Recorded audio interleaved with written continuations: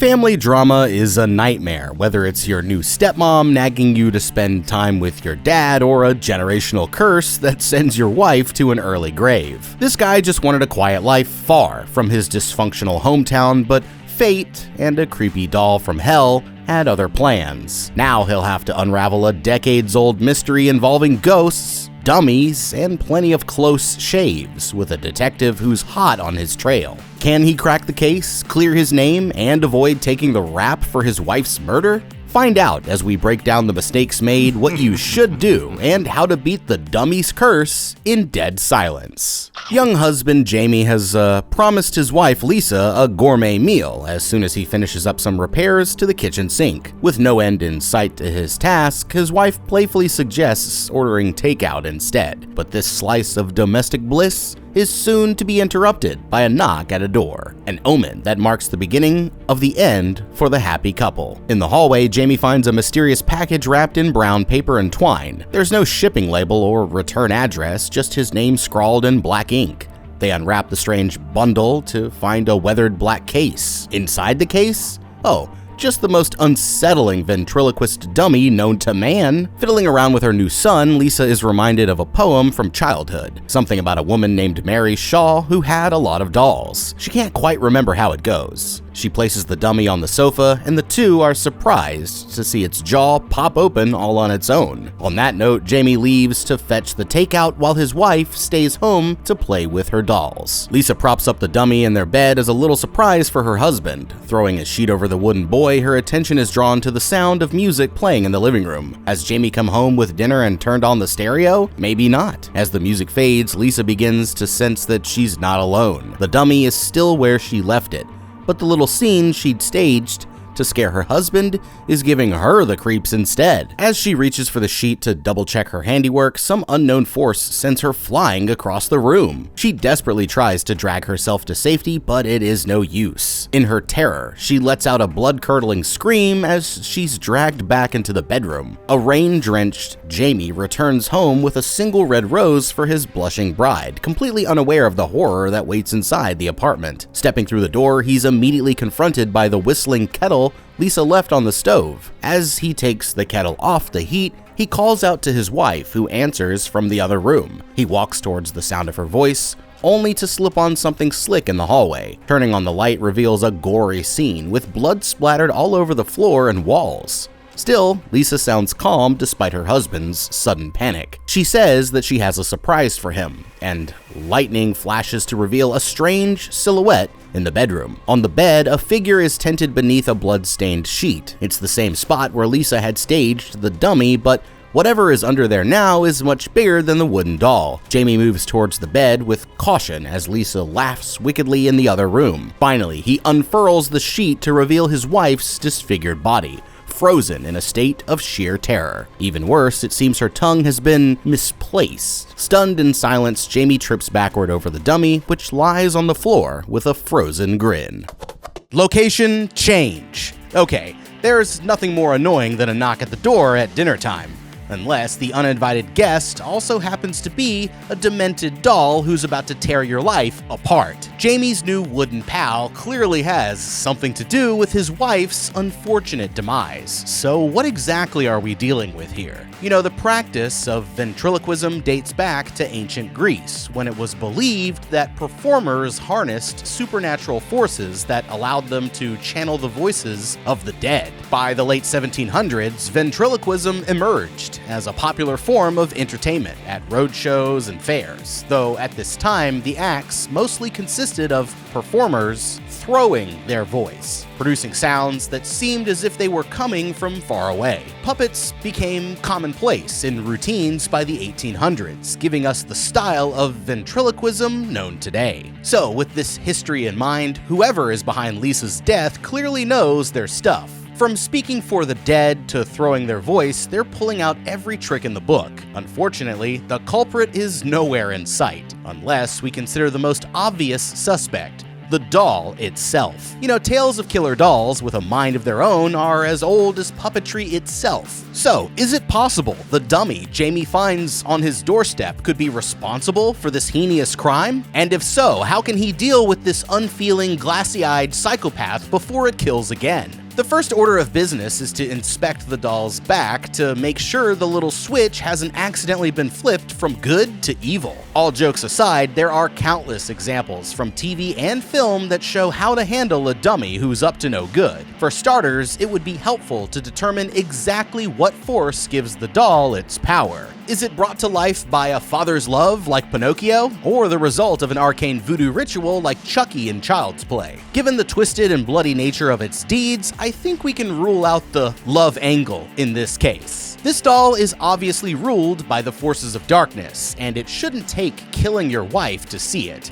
I mean, look at this thing, the creepy smile, the bow tie. It just screams cursed object from the jump. So, a ventriloquist dummy arrives at your doorstep like some cursed Amazon Prime delivery truck with no return address, no explanation, and impeccable timing, right before your wife is murdered. Instead of letting it sit on the couch like an unwanted house guest, Jamie should have immediately taken the dummy to a professional, like an antiques dealer or historian, to confirm its origins, or better yet, send him for a ride down the garbage chute. At best, this is someone's idea of a sick joke, and at worst, well, your wife ends up dead with her tongue ripped out. Who needs the drama? Get rid of the dummy and go about your business. Of course, Jamie fails to see the threat posed by a mysterious doll's arrival. As a result, life as he knows it has been shattered beyond repair. And with no living, breathing suspect to be found, he'll certainly have some explaining to do when the authorities start to investigate. The police arrive at the scene to retrieve Lisa's body as her devastated husband watches in anguish. At the police station, Detective Lipton has been assigned to the case, and he has some tough questions for Jamie. With no signs of forced entry to their home, he's the #1 suspect in his wife's untimely demise. Lipton pushes Jamie on his flimsy alibi as he gives himself a once-over with an electric razor. Jamie explains about the suspicious package the couple received earlier that evening. In the town that he's from, it's said that ventriloquist dummies are a bad omen, bringing death to those around them. Given the timing of the package's arrival, Jamie believes the dummy must have something to do with the murder. Unfortunately, the grizzled detective isn't buying it. Even worse, Jamie's account of Lisa speaking to him when she was already dead and missing her tongue is not adding up. But without any hard evidence tying him to the crime, Lipton lets Jamie walk pending further investigation. With his freedom on the line, Jamie sets out to get to the bottom of things. He returns home to find the dummy still lying on the bedroom floor. Inspecting the box that it arrived in, he discovers an old advertisement hidden beneath the case's lining. The text reads, "The Amazing Mary Shaw and Billy in Raven's Fair," which just so happens to be the same name of his hometown. After buckling up his wooden companion, Jamie hits the road for Raven's Fair in search of answers. Jamie rolls into town to find his former home in disarray.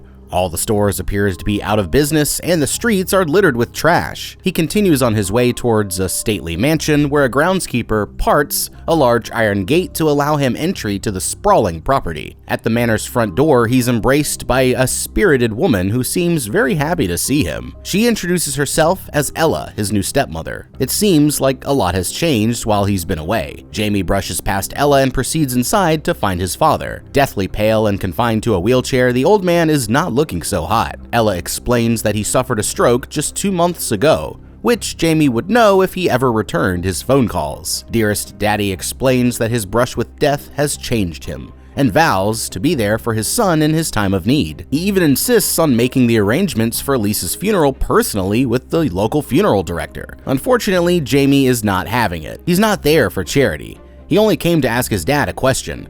What's up with that old poem his mom used to read him? Beware the stare of Mary Shaw. She had no children, only dolls. And if you see her in your dreams, be sure you never, ever scream. It was this poem that Lisa struggled to recall just before her murder. With the revelation of Mary Shaw as the dummy's former owner, Jamie is beginning to connect the dots. Despite his growing suspicion of the town's connection to his wife's death, Ella brushes off his concerns about the poem. She says it was simply a nursery rhyme made up to keep kids in line. Jamie insists that there's more to this story that they're letting on and leaves to find the truth on his own, but first, he'll have to plan his wife's funeral.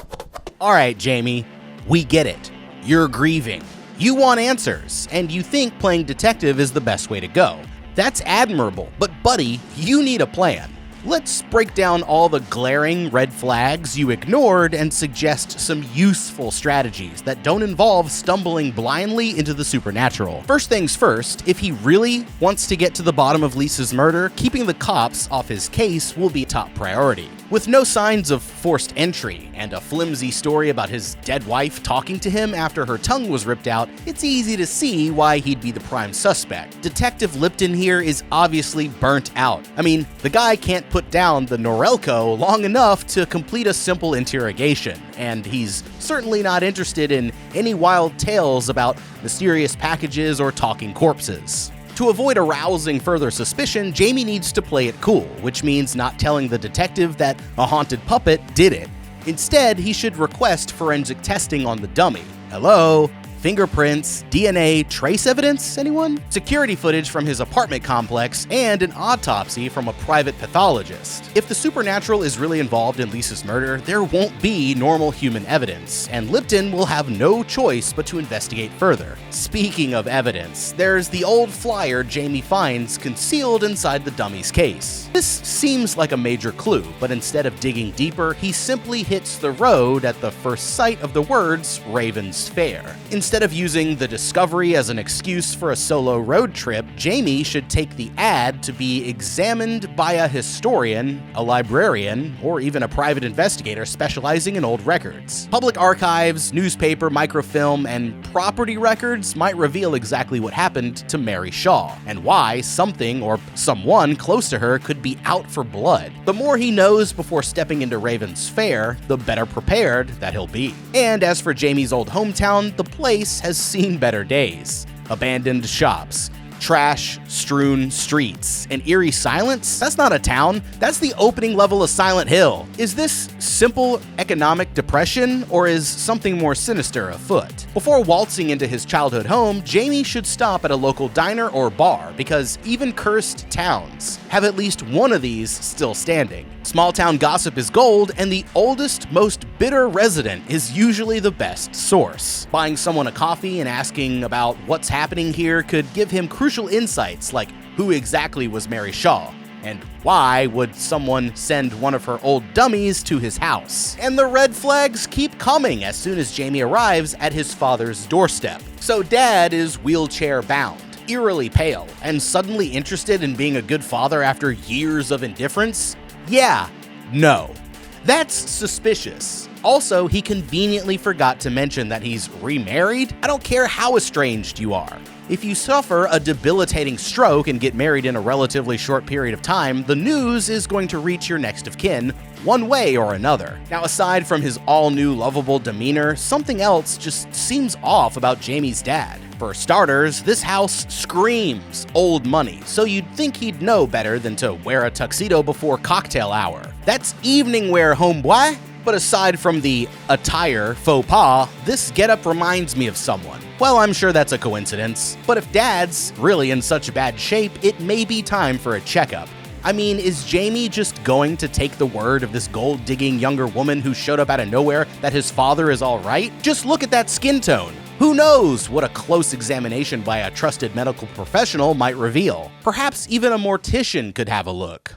Jamie arrives at Walker's funeral home to find an old woman mumbling to a taxidermied crow just outside the main entrance. Inside, funeral director Henry Walker explains that the police will release Lisa's body to him that evening, at which point he can begin his work. With the arrangements handled, Jamie books a room at the local motel to rest for the evening, being sure to bring his little friend along for safekeeping. Exhausted from the day's events, he crashes on the motel mattress for a restless night's sleep asleep under the dummy's watchful eye. In the night, he awakes to discover a twisted old woman has taken the place of the doll. But when he turns on the light, the figure disappears. Meanwhile, the funeral director has taken possession of Lisa's remains and quickly gets to work preparing the body for its final resting place. Unzipping the body bag, Walker is shocked by the sight of Lisa's disfigured face, but his work is soon interrupted by the sound in the other room. It's his wife, Marion, the dementia-addled woman Jamie observed talking to the stuffed bird earlier that day. She's hidden herself away in the mortuary crawl space, mumbling warnings about someone coming to get them.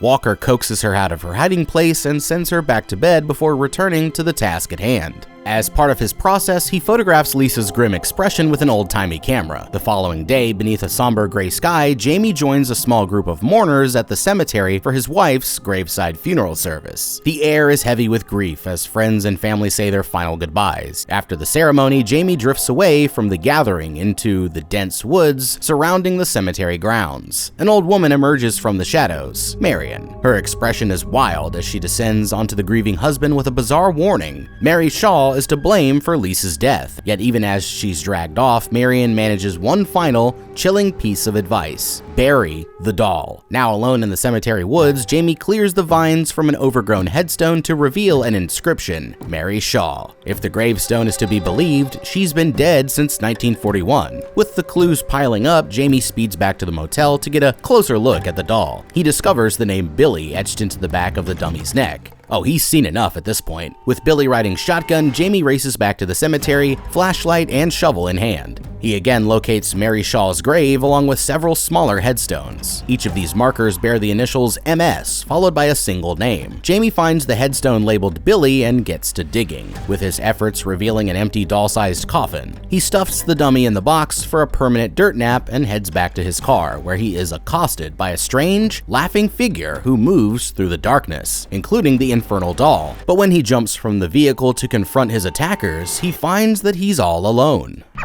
Okay, looks like he should have buried Billy a little deeper. Aside from his lackluster digging skills, Jamie really missed the mark as soon as he showed up at the funeral home. First off, he immediately spots an old woman having a full-blown conversation with a taxidermied crow. Now, a normal person might think, maybe I should give her some space, but Jamie's situation is pretty damn far from normal. Buddy, if someone is ranting about unseen horrors to a dead bird, that's your cue to listen. Maybe Marion isn't just senile, maybe she knows something, you know? A simple, hey ma'am, could you elaborate on that vague and scary warning, might have saved him a whole lot of trouble. Then Jamie decides to shack up in a cheap motel with the world's most obviously cursed ventriloquist dummy. Look, I get that you're grieving. Why are you treating this thing like a comfort item? It's the prime suspect in your wife's murder. And then when he wakes up to see a creepy old woman in the place of the doll, what does he do? Turn on the light, see nothing, and presumably goes right back to sleep. Sir, this is not sleep paralysis. This is a textbook haunting. The more distance you can keep between you and this thing, the better. Meanwhile, from the moment Henry Walker unzips that body bag and reacts with, "Oh no, not this again" energy, it's clear that he knows a lot more than he's letting on. I mean, sure, a grotesquely disfigured corpse would shake anyone, but he just sighs, grabs his antique death camera, and gets to work. Why does Walker, a small-town mortician, have any business handling Lisa's remains when a medical examiner should be performing an autopsy? It's almost like he's conveniently skipping over any pesky forensic evidence that might lead back to something or someone. If he really wants answers, Jamie should be asking the one person in town who specializes in dead bodies some hard questions. Then comes Marion again, this time in the middle of the cemetery woods, dropping the single most important piece of information yet. Mary Shaw is responsible for Lisa's murder, and you need to bury the doll. Once again, Jamie misses an opportunity to press the one person in town who might know what's going on. Instead, he lets Henry drag her away like she's just escaped from the retirement home. Jamie, follow the spooky lady. Maybe she has useful information beyond cryptic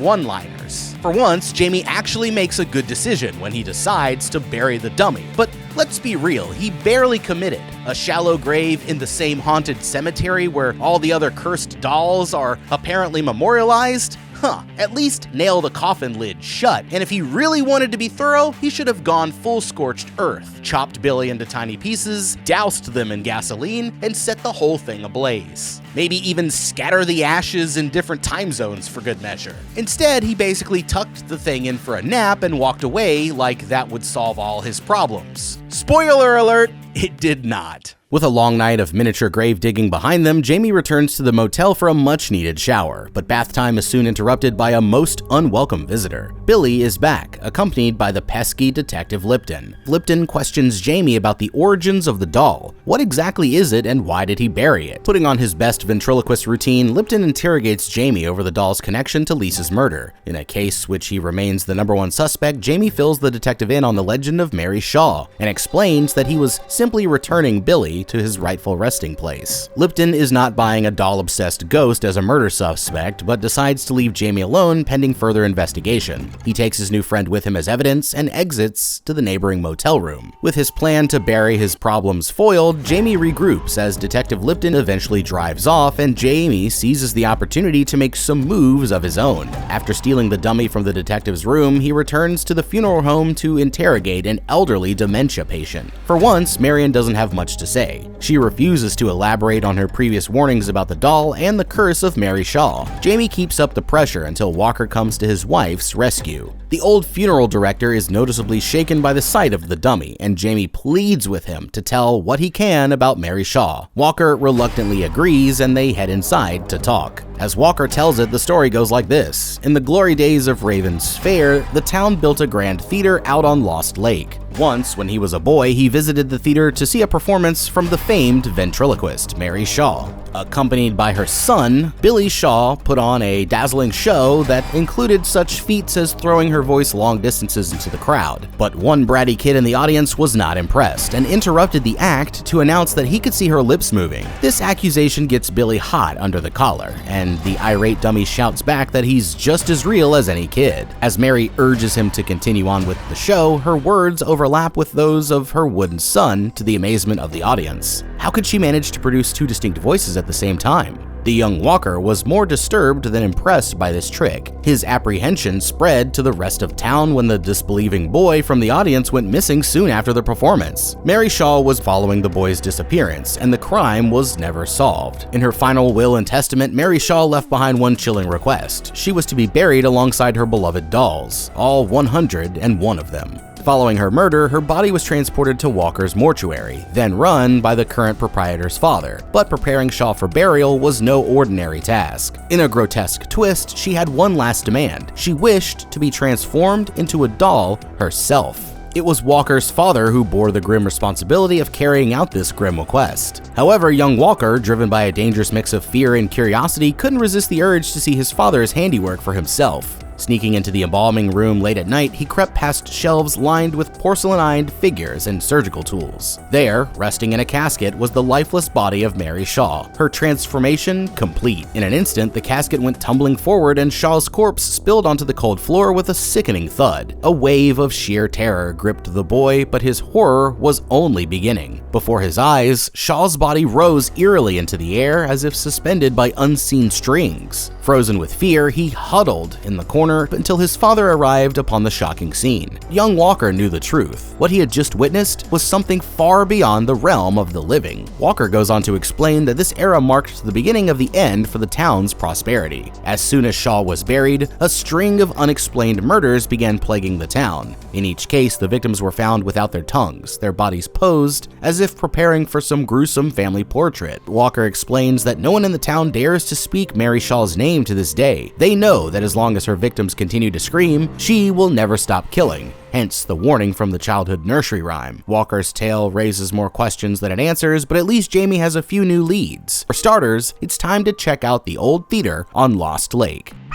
Okay, I guess we can add breaking and entering to Jamie's list of charges. I mean, was it really necessary to take Billy from Detective Lipton's room? Seems kinda risky to steal evidence from an investigator who already suspects you of murder. But seriously, Jamie just can't seem to quit Billy, and he's now back in possession of the cursed murder puppet he just tried to get rid of. So what's the endgame here? Shoving a cursed ventriloquist dummy in the face of a frail, elderly woman with dementia doesn't seem like a great way to get answers. I mean, what exactly was Jamie expecting here? That Marion would suddenly snap out of it and launch into a TED Talk on dummy exorcism? If she was cryptic before, traumatizing her with a haunted doll is hardly the way to get clearer answers. After all, she told you to bury it, not bring it over to her house for a tea party. Finally, there's the matter of Walker's little story regarding the mysterious death of Mary Shaw. Hold up, your dad did what now? A murdered ventriloquist leaves a will demanding to be turned into a doll, and everyone just goes along with it? No questions asked, no ethical concerns, just straight to defiling a corpse. That's not just creepy, that's a full-blown horror show in its own right.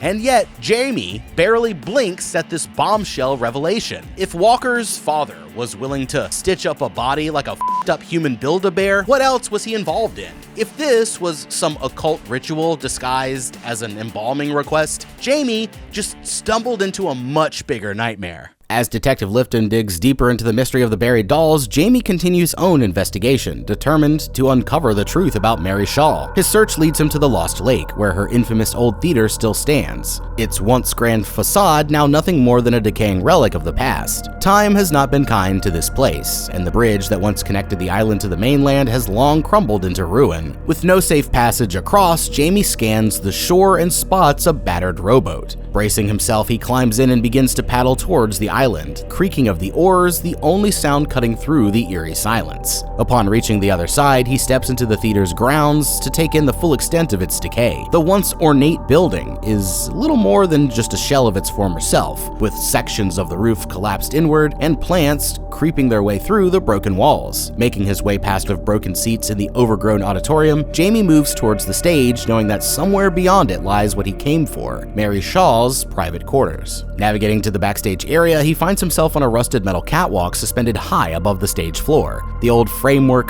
groans under his weight with each cautious step, but he presses on, determined to reach the living space rumored to be hidden within the theater. Suddenly, one of the bolts holding the catwalk in place gives way. The platform lurches violently, and Jamie barely manages to hold onto a railing to avoid falling into the darkness below. At the end of the walkway, he finds it, a hidden room untouched for decades. Dust blankets in the furniture and faded wallpaper peels from the walls. This was Mary Shaw's sanctuary, the place where she once lived, worked, and perhaps where the dark legend was truly born. Posters advertising her old routine with Billy the doll line the walls, and an old trunk full of newspaper clippings rests in a corner of the room. Inside the trunk, Jamie finds a scrapbook full of old photos and hand-drawn schematics for ventriloquist dummies. It seems that Shaw was obsessed with the idea of crafting the perfect doll. Flipping through the scrapbook, Jamie also finds clips related to the missing boy Walker spoke of in his story. The boy's name was Michael Ashen, but that's his name. Following this revelation, Jamie is yet again startled by a vision of Mary Shaw and decides that it's time to bounce. Back at the funeral home, Walker has hands full. Marion insists that Billy the doll has been talking to her, but the funeral director has had enough of his delusions. Walker takes Billy into his work area to get away for a moment and think.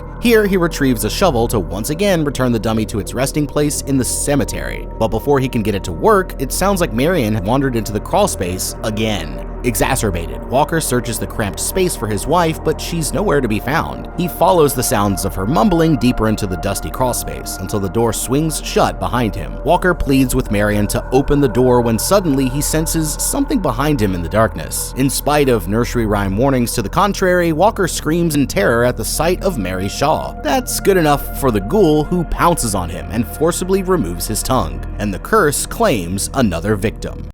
Okay, Jamie Croft, Tomb Raider, let's pump the brakes here. I get that you're excited to explore the old theater, but taking unnecessary risks puts your life in danger isn't going to help you crack the case. Did you really think wandering into a creepy, crumbling theater with a history of dead people and haunted dolls was a good idea without so much as a helmet or a flashlight? Sure, let's just ignore the collapsing ceiling and rickety catwalk, because who needs safety when you're about to confront a murderous ghost, right? Next time you go spelunking in an abandoned building, maybe bring along some basic safety gear. Then you stumble upon your first real breakthrough with the discovery of Mary Shaw's scrapbook. Here's a virtual gold mine of clues from dusty old photos. schematics for creepy ventriloquist dolls, and even notes related to your own family history, and just leave it behind? Seriously? You've held on to Billy the f***ed up doll through countless jump scares, but one little glimpse of a ghost and you're giving up the best and only real lead that you found so far. Considering you barely flipped through the thing, who knows what important details that you missed, not to mention the scrapbook's value in backing up your story to Detective Lipton. Page 1 in the Amateur Detective's Rulebook. Hold on to key evidence. Now back at the funeral home, Walker isn't faring much better. Here's Marion, practically begging for help because Billy the doll is talking to her, and he simply brushes it off as some kind of delusion. This guy is well aware of the legend of Mary Shaw and the whole vengeful curse thing, and yet when his wife starts talking about the doll speaking to her, he just chalks it up to more crazy rambling. You think his close encounter with Shaw's ghost as a kid would be enough to make him take this stuff seriously. Instead, he decides to chase after voices in the crawl space with predictable results. Let's think this through for just 1 second. Bear with me here. The doll is obviously causing all sorts of chaos, so instead of letting it linger around your house like an uninvited guest, maybe you should have just taken it back to the graveyard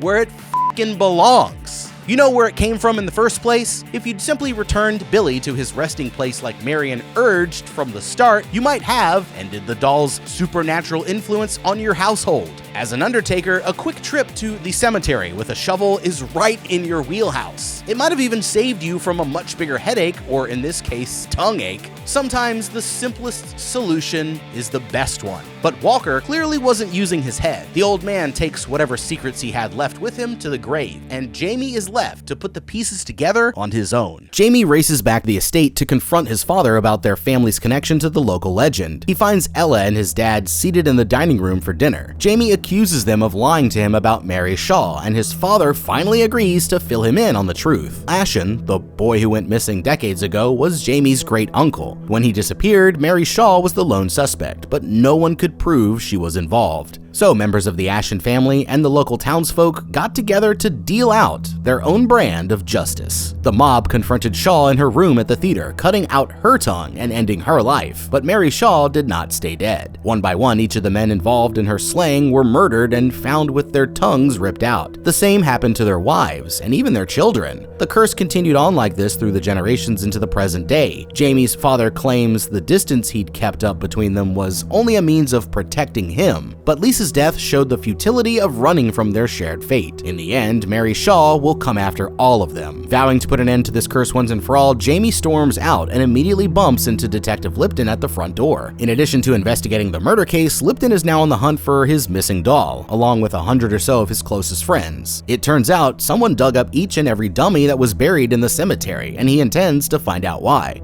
He again presses Jamie on the Mary Shaw story, though through the course of investigation, he didn't come across a single person who had heard of her or the supposed legend. Jamie insists that the townsfolk are simply afraid of the curse, but Lipton is not buying it. Just as the detective is about to take him into custody for tampering with evidence, Ella arrives with an urgent phone call for Jamie. It sounds like Walker is on the other end, but the voice is muffled. Whoever it is, they tell Jamie that they have evidence that they can prove his innocence. The caller instructs him to head to the theater on Lost Lake to learn more. After a brief argument, Jamie ditches Lipton and speeds towards the lake in search of answers. With the detective hot on his trail, Jamie lights an old oil lamp he finds lying on the shore and rows across the foggy lake. Inside the theater are plenty of rats, but Walker is nowhere in sight. Lipton arrives moments later and retrieves a shotgun from the trunk of his car. Luckily, he stumbles upon a second rowboat tied to the dock for passage across the water. Exploring deeper into the decaying theater, Jamie hears a voice beckoning him forward. He traces the same path as before, crossing the rickety catwalk leading to Mary Shaw's room. The old mortician is a no-show, and Lipton finally catches up to his suspect. In spite of Jamie's insistence, the detective remains skeptical that anyone else is there, until another raspy voice calls out to them from the darkness, that is. Lipton finally relents, and the two men moves towards the sound of the voice. Jamie reminds Lipton of the warning tied to the legend: no matter what, do not scream. In the back of the room, they stumble upon a passageway Jamie missed during his previous exploration. With Lipton leading the way, they proceed forward to find a cavernous room cluttered with old doll parts. Tossing one of the dummies aside, Lipton knocks down a curtain revealing a wall packed floor to ceiling with glass cases full of dolls. dolls. Looks like they've solved the mystery of Mary Shaw's missing children. But who could have brought all 100 dolls all the way back here? In the center of the room, Jamie spots some kind of figure draped in a filthy sheet. Lifting the cover reveals a marionette on strings, but this one is much larger than the other dolls in Mary Shaw's collection. Further investigation, they realize that it's not a doll at all, but the decaying body of a young boy. It's Michael Ashen, Jamie's long-lost relative who has been missing all these years. Looks like someone has fashioned his corpse into some sort of twisted puppet. After a brief and puppet show featuring his dead uncle's remains, Jamie begins to sense that they're being watched. One by one, the dummies on the wall turn to face something in the corner of the room, a creepy clown doll in a rocking chair. Jamie addresses the doll as Mary Shaw, and the rocking immediately stops. Possessed by the evil woman's spirit, the doll speaks back. Jamie asks her what she wants, and she explains that she's out to silence all those who silenced her. So why kill Michael Ashen? He was simply a casualty in her quest to create the perfect doll. Shaw beckons Jamie forward, promising to explain why she took Lisa's life. As he approaches, Shaw's spirit explains that Lisa was pregnant and murdered her to put an end to the Ashen family once and for all. After a rather nasty tongue lashing, Mary Shaw finally reveals her true form. Okay, wait a damn minute. Is that Billy? Not Billy, the cursed puppet Billy, but the other Billy, Jigsaw's tricycle-riding right-hand man. If all this place in the Saw universe, the door is open for one of the greatest horror showdowns since Freddy vs. Jason. And although torturing an undead spirit would be new territory for Jigsaw, I think the argument can be made that Mary Shaw is a prime candidate for one of these signature death traps. I mean, think about it. Jigsaw's whole thing is testing people who take life for granted, right? Forcing them to appreciate their existence through sheer grisly terror, right? Meanwhile, Mary Shaw has been running around for decades, ripping out tongues and puppeteering corpses like she's auditioning for the world's goriest talent show. I mean, her crimes are definitely worthy of his attention, and if his own signature puppet is just chilling in her secret lair, it's probably safe to assume the two might cross paths. It's just a matter of Jigsaw putting his powerful mind to work, neutralizing Shaw's supernatural powers, say by destroying all of her dolls. Once he's evened the odds, the games can begin. Now, unfortunately for Jamie, it doesn't look like Jigsaw will be stopping by anytime soon to deliver his own brand of puppet-themed justice. Instead, he'll have to rely on backup from the shotgun-wielding Detective Lipton. But how much help can he really offer? After spending all day digging up puppet graves before rowing a boat across the lake, this guy has got to be exhausted. Here's a helpful pointer, Detective. Once you've established that a handful of the graves are empty, it's probably safe to move on to the next leg of your investigation, specifically throwing cuffs on your number one suspect. I mean, Jamie hangs out in the same 3 places and drives a ridiculously suspicious car around the deserted town, so he should be fairly easy to find. You know what I mean? Instead of wasting the whole day digging holes, arrest him and return back up to investigate this business with the dolls later. It beats charging into a dilapidated theater in the middle of the night. In fact, Jamie should probably steer clear of the theater as well. His father lays out the entire history of the Ashen family curse. Yet he still decides to storm off alone instead of thinking strategically. If every Ashen descendant has been hunted down, maybe running headfirst into danger isn't the best move. And why doesn't your dad seem more freaked out by this whole situation? Wouldn't he be ahead of you in Mary Shaw's revenge pecking order? Something clearly is not adding up, and the muffled voice calls Jamie to the abandoned theater has trap written all over it.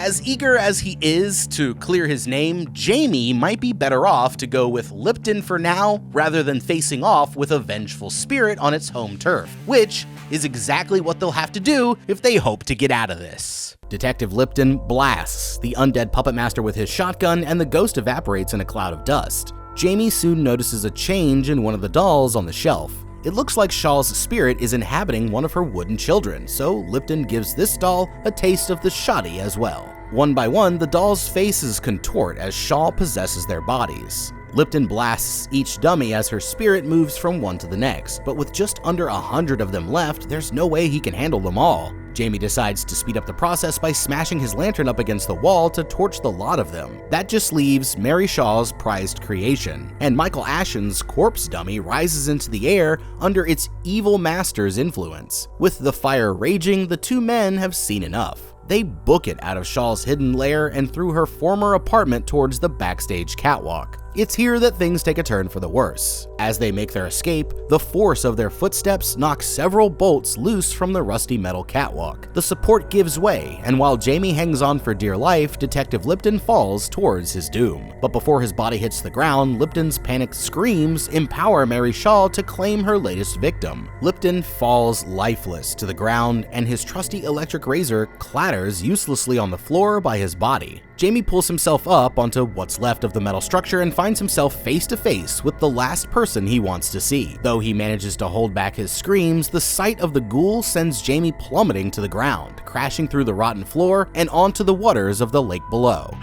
Okay, if there's one thing that's been driven home about Lipton, it's that he was obsessed with keeping his jawline crispy. That electric razor was practically his sidekick, so of course it's only fitting that the thing knocked around next to his freshly dead body like Bambi after his mom's encounter with the hunter. Poetic? Sure. Avoidable? Absolutely. Detective Lipton, you f***ed up. So, Mary Shaw is out here pulling a full-on poltergeist act, and Lipton decides that the best way to handle this clearly supernatural entity is with a shotgun. I get it. When in doubt, shoot the creepy thing. But my guy, did you really think that buckshot was going to stop an actual ghost? You might as well have been throwing marshmallows. After Lipton empties what was probably his entire stash of shotgun shells into a lineup of haunted dummies, Jamie decides to do what should have been plan A, which is burn the whole place down. Oh, now we're thinking with our brains. By this point though, the detective has already wasted valuable escape time playing whack-a-mole with demon dolls. So, when things finally do start going up in flames, the whole situation is beyond salvageable.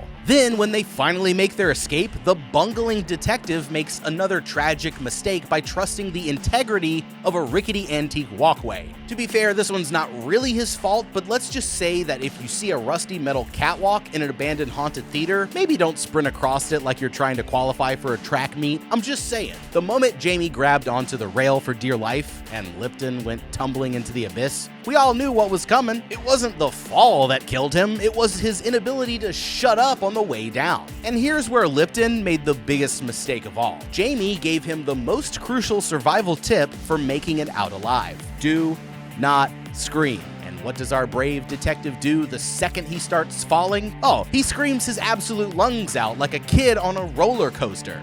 Unless she can force you to scream, Shaw's ghost is essentially powerless. So here is a tip, detective. Tape your lips shut, or hell, stuff your wallet in your mouth as soon as you set foot in this poltergeist's playhouse. Anything to contain your girlish screams long enough to get your man and get out of there. Lipton wasn't just doomed, he speed ran his own death. He ignored key advice, overestimated his firepower, forgot how ghosts work, and made the fatal mistake of making any noise in the one place where silence equals survival. He had all the right instincts to survive and then did the exact opposite of every single one. So, rest in pieces, detective, cause you really f***ed up. Jamie dives into a flooded basement storeroom full of mannequins to find Lipton's flashlight in the murky water. Navigating the maze of plastic limbs and torsos, he makes his way out of the structure to emerge in the lake. The old theater blazes in the background as Jamie swims to shore and locates his car. By destroying the theater and her dolls, Shaw's power in the world of the living have surely been weakened. That just leaves one loose end to tie up: Billy. Jamie speeds back to Walker's funeral home to destroy the last of the spirit's cursed children. Arriving in the foyer, he hears the sounds of a woman sobbing downstairs. In the embalming room, he discovers Marion clutching her dead husband's body near the entryway to the crawlspace. Jamie inquires about the location of the doll, and through her tears, Marion explains that his father took it away. But how could that be? In his disabled state, his dad is in no shape to leave the house. With time running out, Jamie travels home to get to the bottom of things. There's no sign of his dad or Ella when he arrives at the property. Climbing the stairs, he finds a fire burning in his father's study, along with, what else, a mysterious figure draped in a sheet. As he cautiously moves around the room, Jamie is accosted by the voices of Mary Shaw's victims. Clearly, he's not done. With another dramatic unfurling, he reveals Billy the doll resting in a bassinet. But as soon as he's made this discovery, the spirit of Mary Shaw arrives to finish him off. Falling backward, Jamie holds back his screams as he hurls the doll into the roaring fireplace. Shaw writhes in agony as her final child is consumed by the fire and her form disappears back in the shadows. Jamie breathes a sigh of relief, but in a flash of lightning, he notices something strange. His dad is sitting calmly in the corner of the room. Jamie turns on the lights to find his father posed with a blank expression, and his body slumps forward in his wheelchair. In this position, Jamie notices something is very wrong indeed. His father's head, neck, and upper back seem to have been scooped out. Suddenly, it all becomes clear. Each time Jamie had interacted with his father since returning to Raven's Fair, Ella had been puppeting his corpse from behind like an enormous doll. The perfect doll Shaw had been trying to create since the abduction of Michael Asher. As the painful truth washes over him, Ella reveals herself to be Mary Shaw in disguise, and Jamie lets loose an anguished final scream. Okay, so you made it out of the burning theater and destroyed the ghost's home base, and you even managed to get the cops off of your ass, for now. Nothing left to do but trash one last dummy and put this whole miserable ordeal behind you. Arriving at the funeral home to find Walker dead is no real surprise to Jamie, but Marion claiming his dad stopped by to collect Billy should be a serious red flag. First of all, how could he do that? And second of all, why in the hell would he do that? Like, it should be obvious by now that dear old dad is playing some part in all of this. But instead of arming himself or preparing in any way, Jamie once again runs headlong into danger without any sort of plan. When he arrives to find the place empty, he's once again confronted by another mysterious figure covered by a sheet in his dad's study. Look, man, you've seen this trick before. From discovering your wife's grisly remains to unveiling your puppetized uncle, it should be clear that no good can come from lifting up the sheets. It's like, how have you not pieced it together yet that your dad is dead? Torch the whole place and get the f*** out of there. And this brings us to Jamie's biggest and dumbest oversight of all. I guess he didn't question why his father has been sitting around like a ventriloquist showroom model this entire time. Not once did he think, gee, dad is looking pale these days. And also, his new wife just loves standing right behind him with her lips slightly parted. Whether he's suffered a stroke or not, no one is that attentive. Even if every single interaction with your father involves his creepy wife hovering behind him, start asking questions, especially if your family tree already contains one human-sized doll. So after making it all this way without screaming, Jamie finally figures it all out, freaks out, and immediately hands Mary Shaw the dub. It's like making it to the last lap of a marathon and then tripping over your own shoelace. You had one rule, man. You managed not to scream when you arrive home to find the love of your life had been killed in a horrific fashion, but you fall to pieces when your dad, who you didn't even like, has some puppet parts installed? Huh? Keep your trap shut, destroy what's left of his body, and leave this curse behind you for goody. A ghostly pale hand lingers over the worn pages of a photo album. Lisa, Jamie, and even Detective Lipton, all frozen in time, their hollow eyes and twisted grins etched in eternal silence. And she's always looking for more children to add to her collection. And if you should see her in your dreams, be sure you never, ever scream. Dead silence. Man, I knew this movie was going to be a classic the day I seen it, and here we are right now talking about it 20 years later. This movie is available in 4K from Shout Factory, I think. Either way, it lives on to haunt our dreams. Puppets, you know, haunted puppets, I ain't doing that. But anyways, if there's anything that you would have done differently in today's video, make sure to give me a comment and tell me, because I do be reading them. And leave a like and subscribe as well. Check out that How to Beat playlist for more videos just like this one. I'm the guy. We'll see you in the next video and have a damn good day.